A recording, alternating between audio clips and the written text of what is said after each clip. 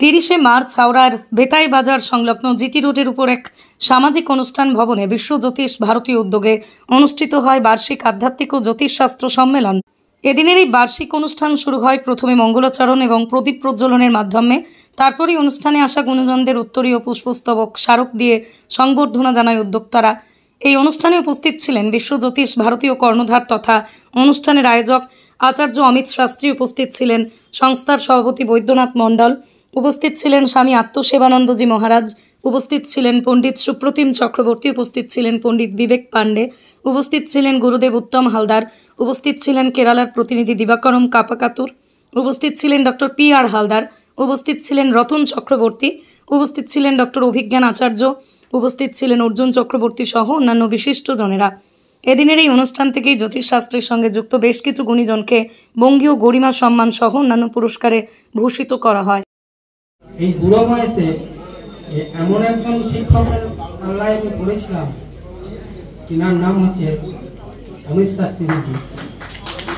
তেনার সাবজেক্টের প্রতি যে এত গভীরতা আমি কল্পনা করতে পারছি না। আমি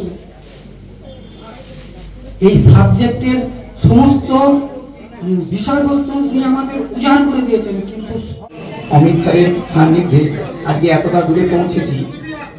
তো আমি বিভিন্ন জায়গা থেকার পর বিধর্মীদের প্রশ্নের মুখে পড়েছি যে একই জায়গায় যদি একই ব্যক্তির যমজ সন্তান হয় তাহলে সেই ব্যক্তিটার দুজনাকার একজনা কি করে ডাক্তার হয়, একজনা কি করে প্রফেসর হয়।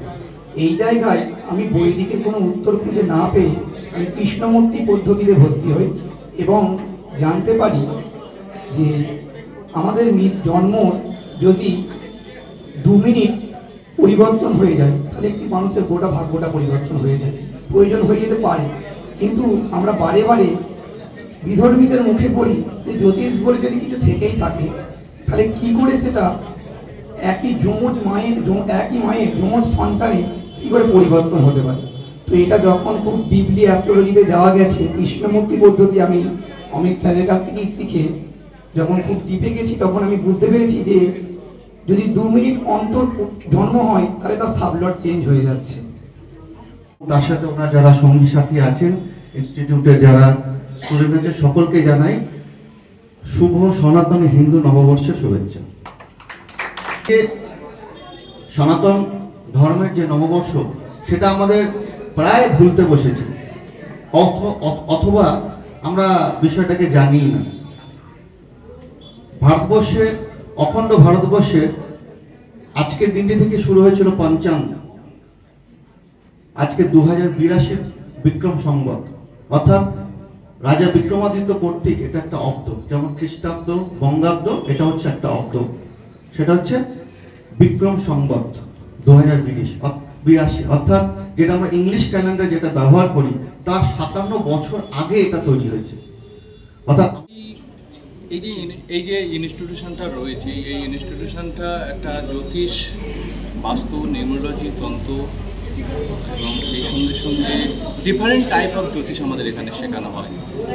বৈদিক অ্যাস্ট্রোলজি, কৃষ্ণমূর্তি অ্যাস্ট্রোলজি, নারী অ্যাস্ট্রোলজি, হস্তরেখা, সেই সঙ্গে সঙ্গে বাস্তুশাস্ত্র, নিউমোলজি, different type of astrology pattern যেটা রয়েছে সেটা সমস্ত কিছু শেখানো হয়।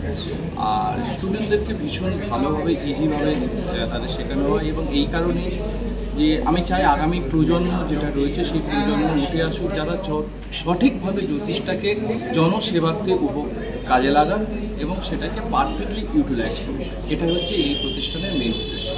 কী অতিথিদের বঙ্গীয় গরিমা সম্মানে ভূষিত করা হয়েছে এবং সেখানে উপস্থিত ছিল, আপনারা দেখেছেন যে শুধু কেরল থেকে দিবাকরমজি এসেছেন, সেই সাথে সাথে আমাদের বিভিন্ন আশ্রমের মহারাজরা এখানে উপস্থিত ছিল, আরও সম্মানীয় অ্যাস্ট্রোলজার অভিজ্ঞান আচার্য দেবাশিস গোস্বামী, আশুতোষ সরকার, রমা সান্যাল, প্রমুখ প্রচুর সম্মানীয় অতিথি ছিল। তারা আসতে পারে, তারা এই ইনস্টিটিউটের সঙ্গে যুক্ত হয়েছে, যেটা আমার কাছে একটা পরম্পরা।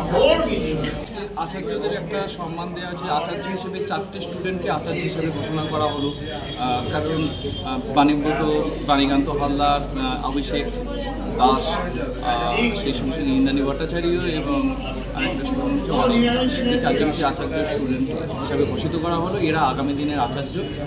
যারা এই জ্যোতিষ যে শাস্ত্র রয়েছে সেটা আরও এগিয়ে নিয়ে যাবে জনকল্যাণের দিকে।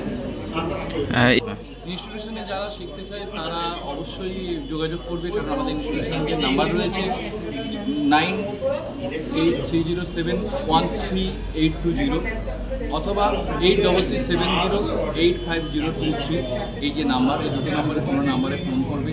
আমাদের ইনস্টিটিউশনে অফলাইন এবং অনলাইন দুটো কোর্স করানো হয়। কোর্সটা চালু রয়েছে। অনলাইন কোর্সে যারা পড়তে চায় তাদেরকে পারফেক্টলি জ্যোতিষকে শেখানো হয় এবং তাদেরকে সার্টিফিকেট প্রোভাইড করা হয়, যেটার মাধ্যমে তারা প্র্যাকটিস করবে। এবং বলা বাহুল্য যে আমার ইনস্টিটিউশন হচ্ছে IAF রেজিস্ট্রেশন, যেটা কিন্তু খুব সম্ভবত পশ্চিমবঙ্গে এই প্রথম IAF রেজিস্ট্রেশন। ন্যূনতম কোর্স হচ্ছে 6 মাস, তারপরে 6 মাসে কম্বাইন্ড কোর্স, তারপরে হচ্ছে একটা অ্যাডভান্স লেভেল, তারপর মাস্টার ডিগ্রি। এরপরে যারা জ্যোতিষের অত্যাধিক জ্ঞান নিতে চায়, অর্থাৎ আচার্য কোর্সে ভর্তি হতে চায় তাদের জন্য সেখানে এই টোটাল জার্নিটা 3-4 বছরের জার্নি, কিন্তু মাত্র 1.5 বছর সময়সীমার মধ্যে একটা সাধারণ মানুষ থেকে তাকে জ্যোতিষের জায়গায় পৌঁছে দেওয়া সম্ভব। আগামী মে মাস থেকে আমাদের নতুন সিস্টেম আবার চালু হচ্ছে এবং পুরো এপ্রিল মাস ভর্তির প্রসেসিং চলবে। যারা ইনস্টিটিউশনে ভর্তি হতে চান তারা অবশ্যই কিন্তু যোগাযোগ করবেন, কথা দিচ্ছি।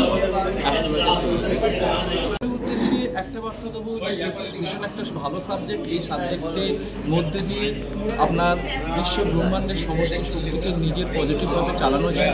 এবং সেক্ষেত্রে একটা কথা আমি বলবো যে এ তো পিণ্ডে সব্রহ্মাণ্ডে, অর্থাৎ যা ব্রহ্মাণ্ডে আছে তা আমাদের শরীরের মধ্যে আছে, যা আমাদের শরীরের মধ্যে আছে তা ব্রহ্মাণ্ডে আছে।